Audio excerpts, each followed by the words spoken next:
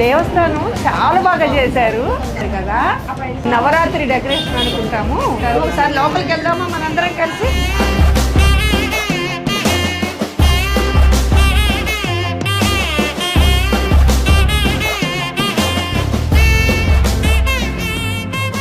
చాలా చాలా బాగా చేశారు, అద్భుతంగా. బహుశా ఇది నవరాత్రి డెకరేషను. నమస్కారం అండి. నమస్కారం. ఈ దేవస్థానం విశిష్టత, అసలు ఈ దేవస్థానం ఎప్పుడు ప్రతిష్ట అయింది? మేము రోడ్డు మీద వెళ్తూ బయట మీరు చేసిన డెకరేషన్ చూసి లోపలికి వచ్చాం. మాకు కొంచెం విశేషాలు తెలియజేయవలసిందిగా కోరుతున్నాము.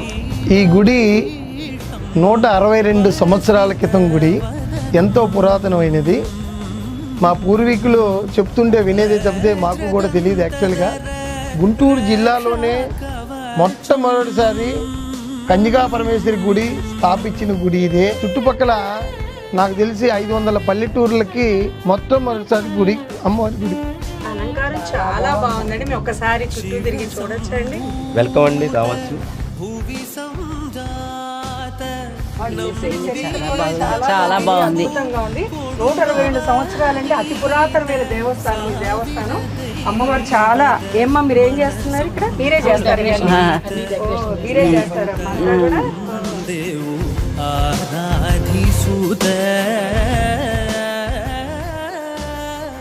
అమ్మ మీరేం చేస్తున్నారు? నవరాత్రులు సేవ చేస్తున్నాము. 10 రోజులు కుంకుమ పూజ కావాల్సి రెడీ చేస్తున్నాము. చాలా బాగా చేస్తున్నారండి. వెళ్దామా? చూద్దాం, అన్ని చూద్దామండి. చాలా బాగుంది, అన్ని చూద్దాం. వావ్, సూపర్, భలే ఉన్నాయి.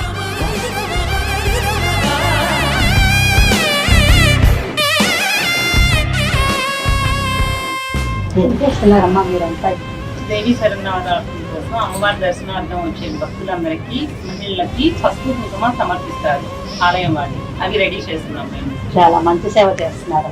అమ్మవారి వారికి ఇచ్చిన అవకాశం అమ్మవారి దయ. ఇక్కడ ప్రతి సేవ మీరు ఇలాగే చేస్తారమ్మా? అందరు కలిసిమెలిసి అన్ని పనులు చేస్తారు. అమ్మవారు మీకు ఇచ్చిన అనుగ్రహం.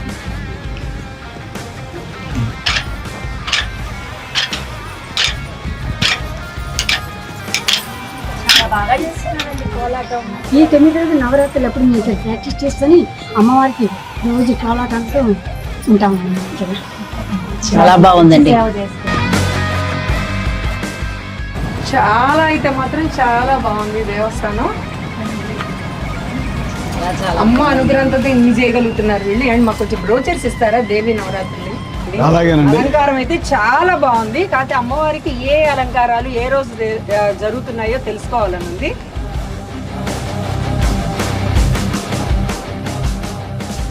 మొదటి రోజు ఉదయం కలశ పూజతో ప్రారంభమై సాయంత్రం 6 గంటలకు గజలక్ష్మీదేవి అలంకారంతో అమ్మవారు దర్శనమిస్తున్నారు. రెండో రోజు రాజరాజేశ్వరి దేవి అలంకారంతో దర్శనమిస్తున్నారు. మూడవ రోజు గాయత్రీదేవి అలంకారంతో దర్శనమిస్తున్నారు అమ్మవారు. 4వ రోజు పుష్పసేయ అలంకారంతో దర్శనమిస్తున్నారు. 5వ రోజు చండీదేవి అలంకరణతో దర్శనమిస్తున్నారు.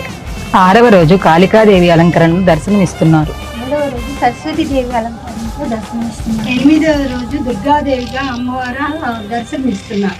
9వ రోజు శ్రీ మహిషాసుర మర్దినిగా అమ్మవారు దర్శనమిస్తున్నారు. 10వ రోజు శ్రీ వాసవి కన్యకా పరమేశ్వరి దేవి అమ్మవారుగా నిజరూప దర్శనమిస్తున్నారు. ఈ దేవాలయం గురించి ఇంకా ఏమన్నా విశిష్టత ఉంటే మాకు చెప్పగలరా? మాలాంటి చిన్న వాళ్ళ కోసం అమ్మవారి గురించి ఇంకా గొప్పదనం మేము తెలుసుకోవాలని కోరుతున్నాం. ఈ దేవాలయం 3 సంవత్సరాల నుండి ప్రతి మంగళవారం 54 మంగళవారాలు చేసిన అభిషేకం చేయకుండా రకరకాలుగా 108 రకాల దివ్య ప్రసాదాలతోటి తీర్థాలతోటి అభిషేకాలు జరగడం జరిగింది. అందువల్ల అమ్మవారు ఆ యొక్క అభిషేకాలను మెచ్చి ఇక్కడ నిజ రూప దర్శనం ఇవ్వడం జరిగింది. అప్పటి నుంచి దేవాలయం బాగా అభివృద్ధి ప్రదంలో జరుగుతూ వస్తుంది. అలాగే అమ్మవారి ఆలయ ప్రదక్షిణలు శుక్రవారము, మంగళవారం, ఆదివారం ప్రదక్షిణలు అటువంటి రకరకాలుగా చేసుకుంటూ సాంఘిక సేవా కార్యక్రమాల్లో కూడా మేము ముందుండి పాల్గొంటూ ఉన్నాము. ఒకటి సాంఘిక సేవా కార్యక్రమాల్లో ప్రతి శుక్రవారం కూడా అన్నదానం చేసుకుంటూ వెళ్తున్నాము. మొట్టమొదటి కన్యకాపరమేశ్వరి దేవాలయంలో ఎన్నడూ ఎక్కడా లేని విధంగా నవదుర్గ అనే వనదుర్గ కాన్సెప్ట్ తీసుకొని మేము చేయడం జరిగింది. ఇటువంటి అవకాశాన్ని భక్తులు, డోనర్సు దర్శించి అమ్మవారి తీర్థప్రసాదాలు స్వీకరించి ఆశీర్వాదం పొందవలసిగా భక్తులందరినీ కోరుతున్నాము. జై వాసవి.